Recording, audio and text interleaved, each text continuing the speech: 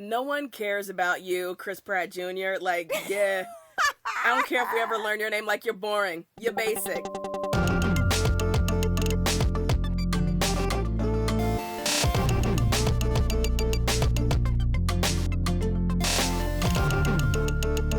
Hello, folks. Welcome back to Star Trek Discovery Recap FREQCast something or other. This is going to be a discussion on episode 4, which is called The Butcher's Knife Cares Not for the Lamb's Cry, which is probably a reference that I don't understand. Me either. Oh, Feel yay! free to hit... No, me either. And I did not have time to look it up. So, yeah, so somebody hit me up. Somebody hit me up on Twitter and let me know what the hell that means, because I was fully expecting Captain Lorca to deliver that line at some point during the episode. And while I'm glad he didn't, I also could have used that help. Yeah, whatever. But, hey, guess what? We're back. Well, yes, that too, but guess what else? What? I did not hate this episode. Me either. And wow. You know what? I spent like a good 5 minutes being like, oh man, it is my personal brand to bring just like salty crab cakes into each episode. And what am I going to do? Because I did not hate this episode. There's some stuff that I want to talk about, but I didn't hate it. And I was like, I feel good about the fact that I committed to keep watching this show. All right, here's the thing, is I think that my bar has just dropped significantly. That could be it. Could be it.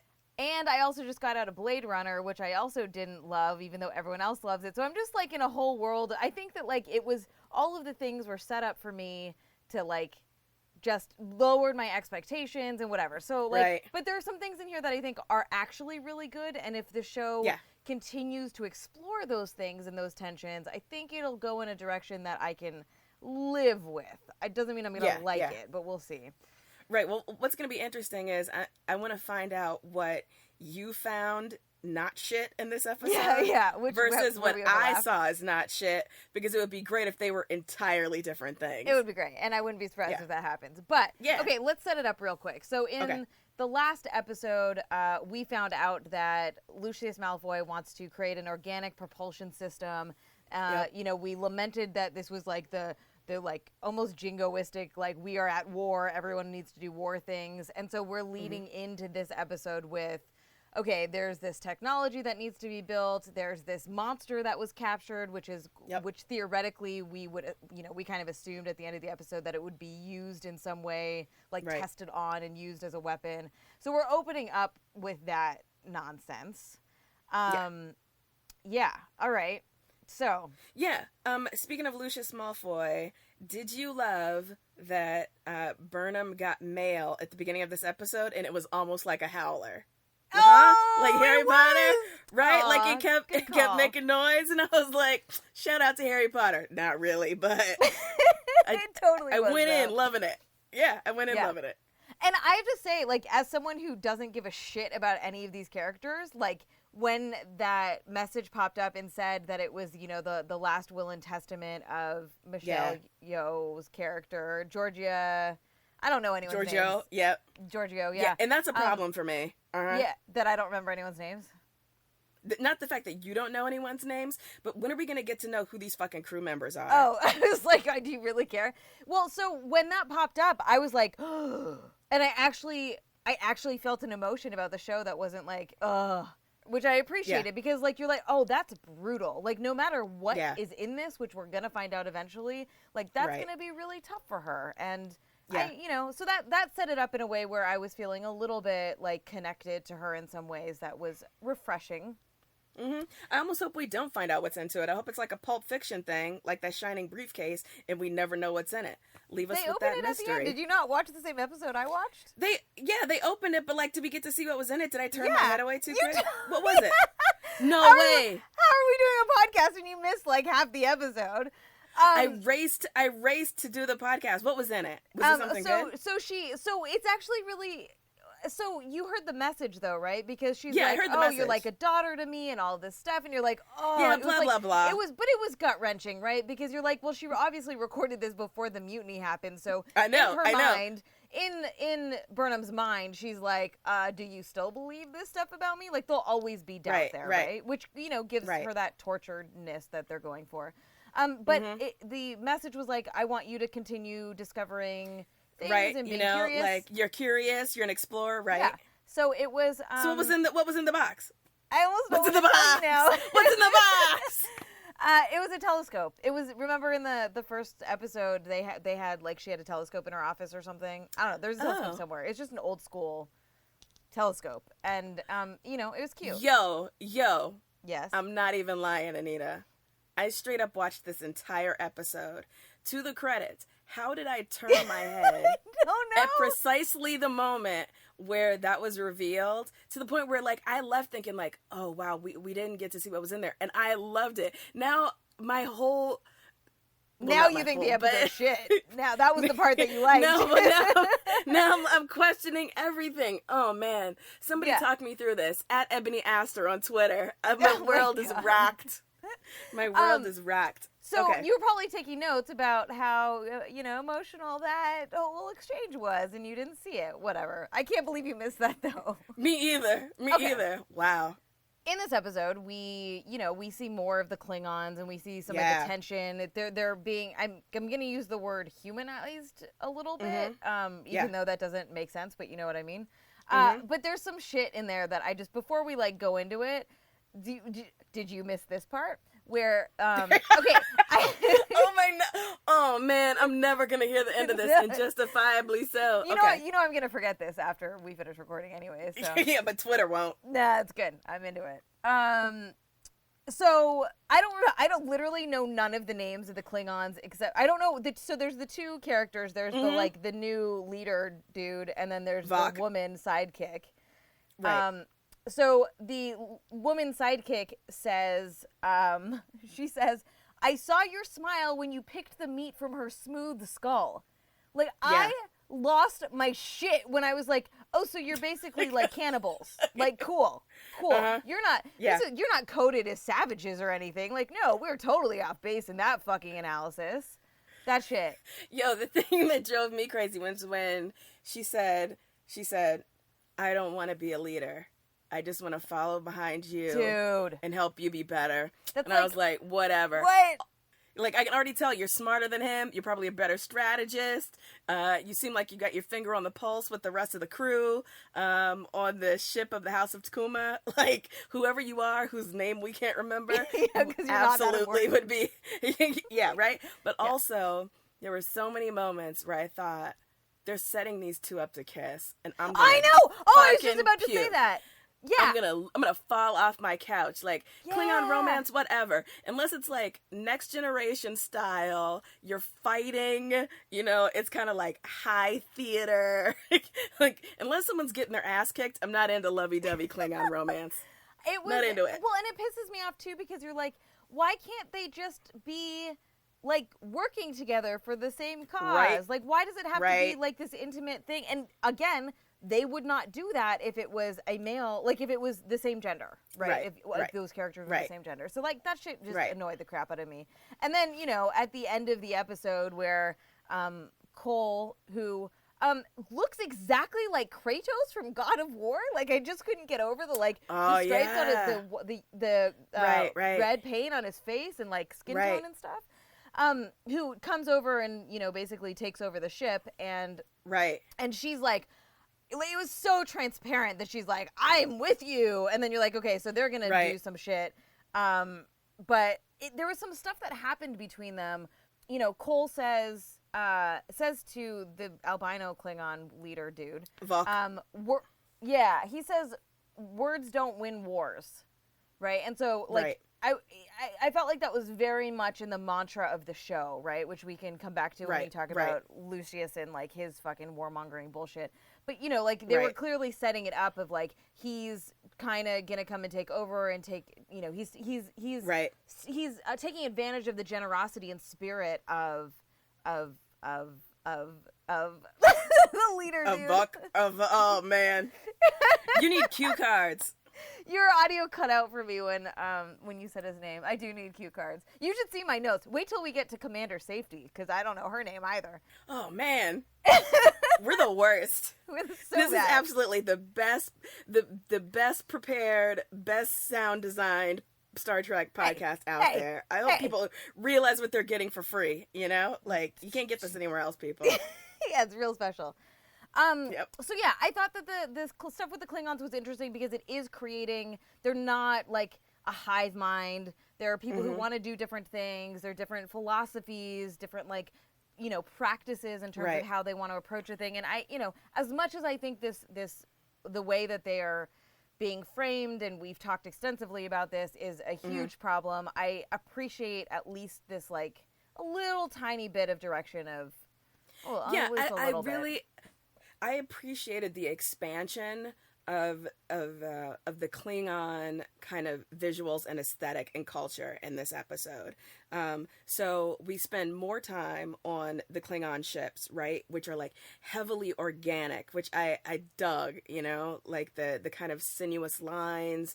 You know, it looked almost as if the ship was grown rather than built, which I think is quite deliberate, right? You know, like the dichotomy between the Starfleet ships and the Klingon ships could not be more stark in terms of like the colors, the red and oranges, you know, of the Klingon ships versus the like cool blues and greens and shiny chrome surfaces of the Federation ships. But I really appreciated that the Klingons that we see, that we talk to, like the way we're immersed on that Klingon ship finally in episode 4 makes you feel as if they're a real species and not quite so one-dimensional. Yeah, you know? Totally. Agreed. And so one of the questions that I was asking throughout the episode was, I wonder if at any point there's going to be that deliberate switch such that the Klingons start speaking English.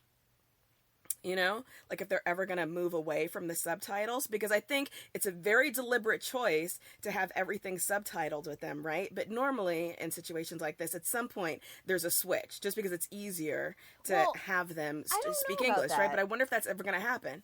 Yeah, so I was thinking about that this episode as well too, because there was a lot to read, and I was, you know, like I had to actually rewind a couple of times because I felt like I was missing stuff, and usually, especially, you know, we talked about how conservative CBS is and these sorts of these networks hate subtitles because they believe that their audiences don't want to read them. And so it is a very interesting choice that they included subtitles. And I was trying to think back to like other Star Trek shows, because usually you hear Klingon speaking in English. But do you hear Klingon speaking in English to humans, or do you hear them speaking English to each other?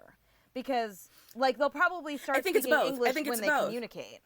Right, that's what I'm saying. You know, I think, you know, in the past, if we were to go back and watch, I'm going to turn out to be completely wrong, but in my memory, at Ebony even Aster. in situations where it's, that's right, at Ebony Aster, even in moments when it's a fully Klingon environment, whether it was on the homeworld or in a Klingon ship, nevertheless, you have the actors portraying these Klingons speaking English with what's, pretends to be a Klingon accent, right?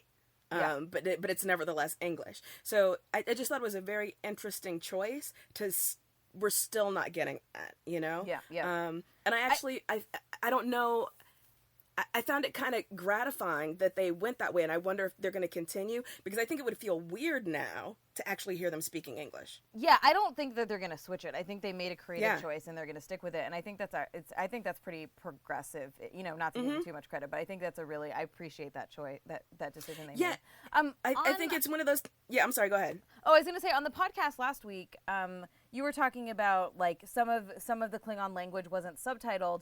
And I noticed a comment on our Facebook post about how it is subtitled, and so they weren't sure what you were referencing in your comment. And I remember thinking that too, that I didn't, after you had said that, I wasn't sure what you meant. Not all of it was subtitled, and I don't know if this was purely maybe in the first episode, but there was a bulk of our initial meetings with the Klingons where they're speaking in Klingonese, but there were no subtitles. Oh, okay. You know? Okay. Yep. And I think, and also someone, you know, posted at Ebony Aster and said that they didn't have that experience when watching the show, that she had subtitles throughout. And so I actually wonder if, you know, but she's in the UK, so I wondered if it aired differently there, you know, like if different choices were made, based on distribution. But yeah, I mean, I'm going to go back, check the first episode, but I know in that very first episode when we meet them, there's no subtitles. And for many people watching, that helped them kind of reckon more with the alienness, in quotation marks, of the Klingons. But for other people, it was like, no, this is just another way to kind of deny them, like, kind of full sentience because we don't speak their language. We don't know what they're saying. Because these sounds are so completely unfamiliar to us, it was almost a way of denying them language, because we were denying them meaning. Yeah, in a way. Totally. But yeah, we'll see what happens. But I do think, like, what was gratifying to me in this episode is that there appears to be more thought going into the Klingons than I initially assumed. Yeah, for sure. Okay, so, well, let's get on to Discovery and discuss what's happening on that ship, because there's some interesting things happening this episode. Fucking space bears, tardigrades. I was so excited. Giant space bears. I'm into it. Sign me up. It's good. Well, okay, so here's the situation. Lucius gets this distress call from an admiral saying that there is a planet that is under attack because they are the planet that processes dilithium crystals, which is what is needed for their warp engines. So obviously the Klingons want to improve their technology by stealing dilithium, blah, blah, blah, blah, blah. Our captain bullshit is like, we have to do the thing. We have to make this technology that we developed and that just, like, literally killed a bunch of people work. Right. And so that actually was a funny moment. That was the only time when I did not hate Lieutenant Stamets, Alan Tudyk's doppelganger. The Days and was when the captain was like, "Oh yeah, I absolutely have no doubt that we could do this." Cut to Stamets being like, "There's no way, Captain." Yeah, that was a good moment, and I thought it set up both of those characters really well, and I was actually really surprised because Paul, his name is Paul. I actually didn't hate him this episode. I did.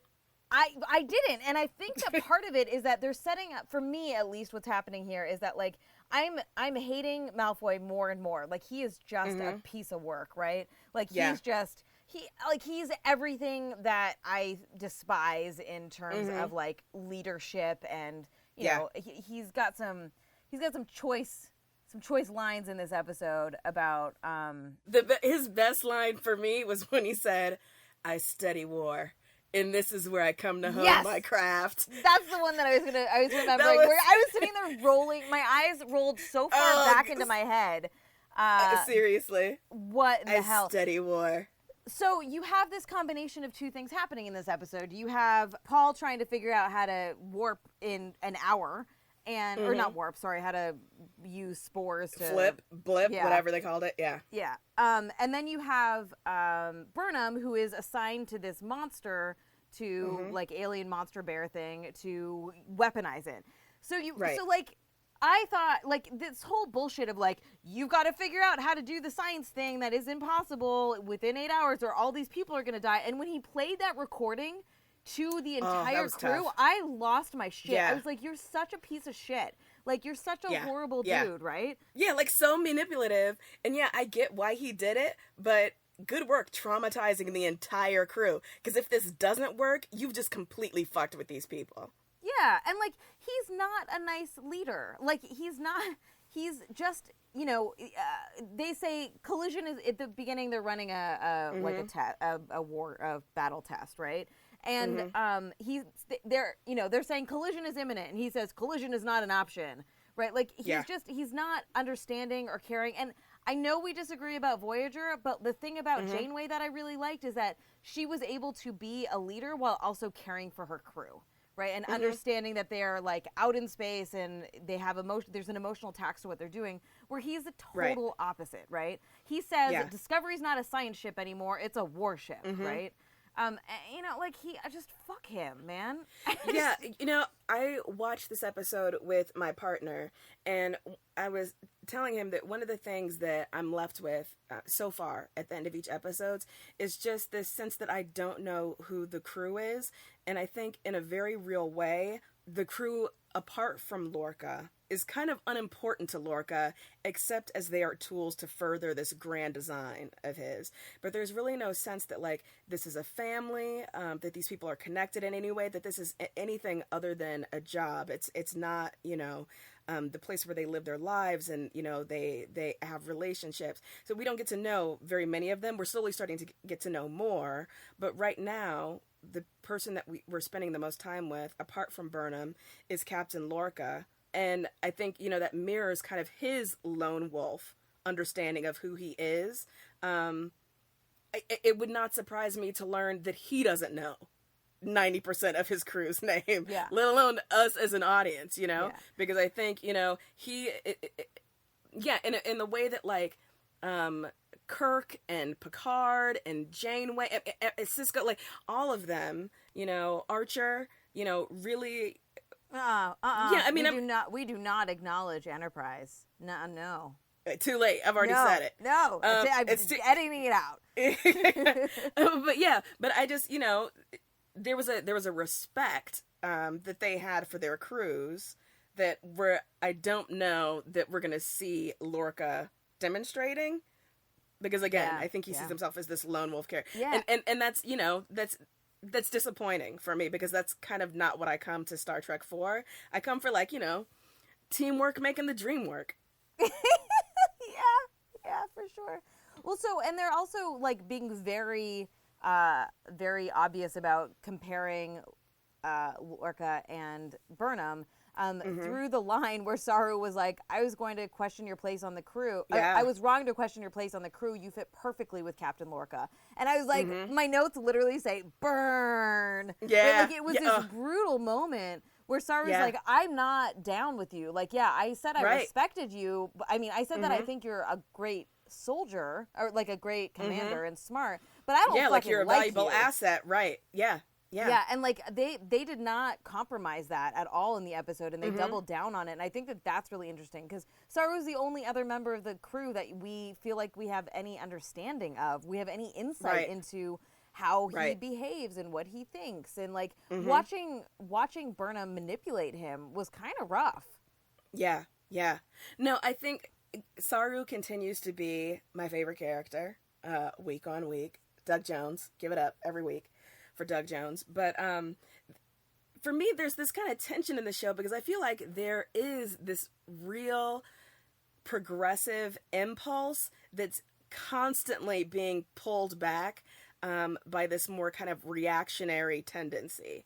But I think occasionally that progressive voice does slip through, right? And it's through characters like Saru. It's through, you know, Burnham's occasional moments when she says things like, you know, biology is not destiny. You know, just because you want to use this thing as a weapon doesn't mean that's what it was created for, or that's what it knows itself to be.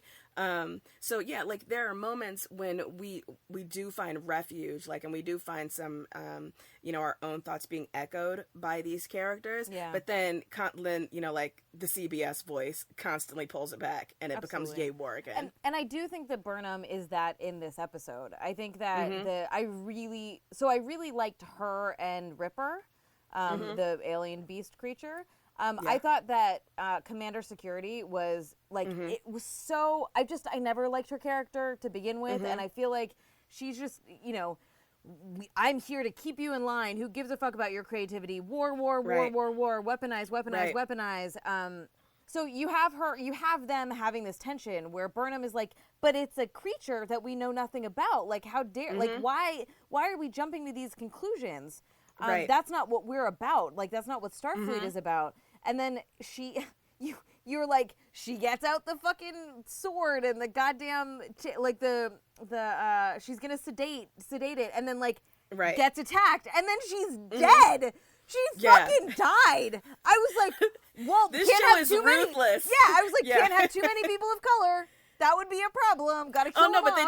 But we traded, because remember, we got to see some more bridge crew that never get introduced, and there was another black woman on the bridge crew who had fabulous hair. By the way, Burnham's hair looked great this episode. I'm loving it.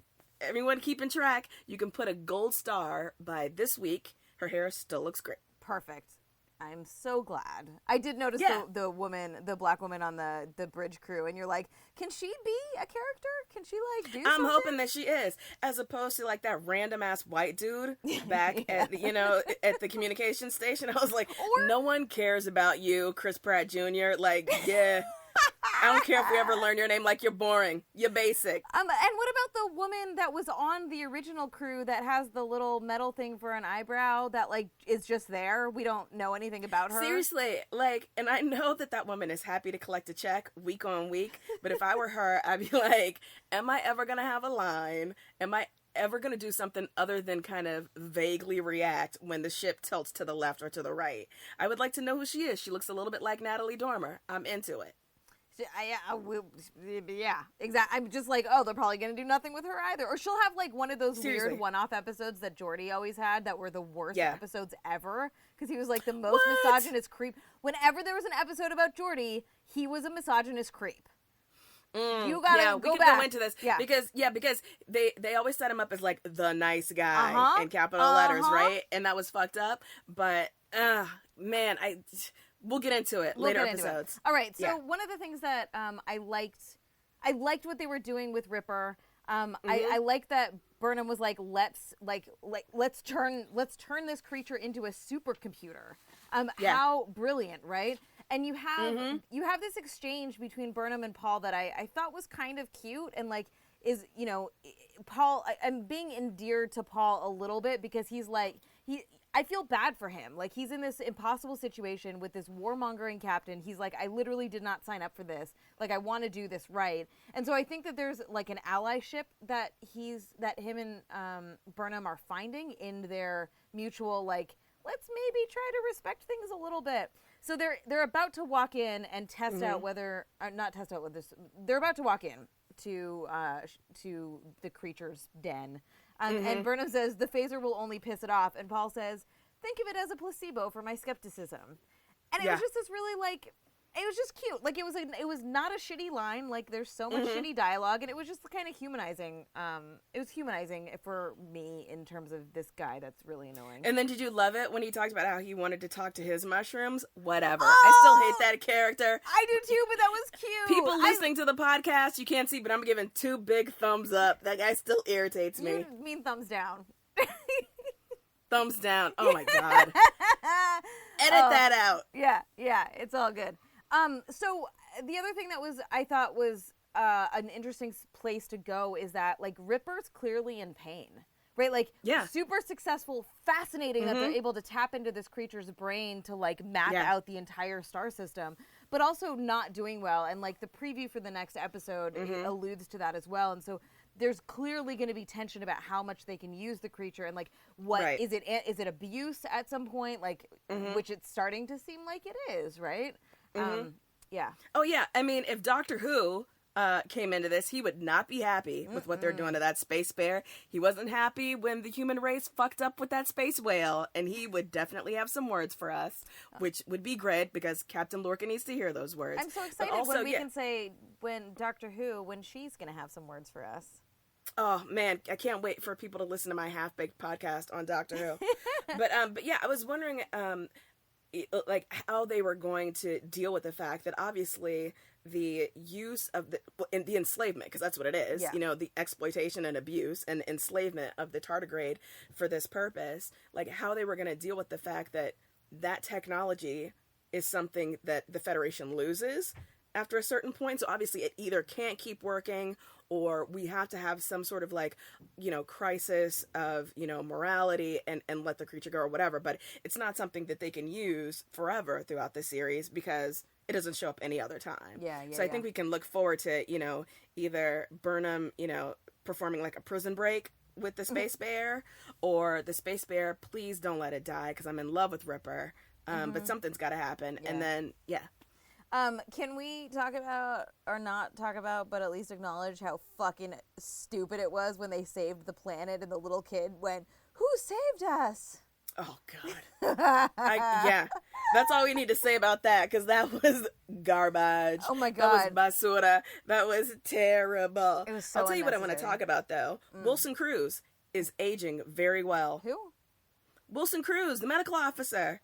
He was in My So-Called Life. He looks great. Unfortunately, seeing how he aged reminded me that I'm aging, so it was bittersweet. But he looks great. I'm glad he got added to the crew. Also, I'm glad because he was giving Stamets the business, your friend Paul. And I was like, yeah, just give that guy the gas face. He deserves nothing. Don't give him quality medical care. Yeah, no. Give him Paul a hypo spray anything. and send him on his way. I'm just saying, like, if we have to do this podcast every week, like, having some things that I am enjoying and didn't hate is a plus. So, like, Paul's still annoying, pretentious. Like, I actually wrote in my notes. Clearly you like him. You're calling him by his first name now. I refuse. Whatever. I refuse, no matter how long this podcast goes on. In my notes, the first conversation he had with Lucius, I said Paul is totally insufferable. And then as the episode went on, I think that they, like, did some work to, or for me at least, like, the more I hated Malfoy, the more I like Paul. Like, they set up the dichotomy so that you had to choose a side on this, right, in some way. So... Well, I mean, and he's going to be, you know, an openly gay character on the series, which I applaud that. I just wish he wasn't insufferable. He's totally insufferable. I didn't hate him, whatever. Yeah. Can we go back to the Klingons? Because I want to talk about the end with mention of the matriarchs. Yes. And what that's going to turn into. Yeah. I'm very intrigued by that. You know, like, I'm not sure what it's going to be. I'm not sure what it portends for our understanding of the Klingons and Klingon social structure, but I am into it. So they better not take too long getting into it in subsequent episodes. And what does sacrifice everything mean? It means he has to give up being a shithead dude, you know? Because the women are going to show him the way, and that's why I was like, yeah. Maybe. Yeah. I mean, I'm down with that. Yeah, exactly. So, like I said, progressive voices, they keep trying to pop up. They do. So we will see. We will be back next week with another episode of our hot takes. Yay! Yay! You can talk to Ebony all you want at Ebony Aster. You can also send us messages at FemFreak on Twitter. You can comment on our Facebook page. We'd love to know what you're thinking about what we're talking about, what you think about the show. You know, just that normal thing that normal people do online where they, like, leave feedback and have discussions that we've never been capable of doing. So, yeah. Exactly. And if you are interested, if you're watching *Halt and Catch Fire*, Carolyn and I are wrapping up the last season on our podcast. And Anita is so emotional, so she needs someone to go through this with her. There's a lot of crying. This incredibly emotional moment. And yeah, check out our website, feministfrequency.com, for all of the reactions to all of the things for videos and podcasts and articles. Last thing I'll say is that I set up an RSS feed for this, so I will post the RSS feed, and then hopefully we'll get this in the iTunes store and all of that so you can subscribe to it and have it in normal podcast fashion. So thank you for joining us for another week of the Star Trek Discovery Recap Podcast. Hey, I didn't do a theme song. Oh, do one. Star Trek, you're doing better. I'm gonna let you cook for one more episode. Yeah. I'm done. Bye. Bye.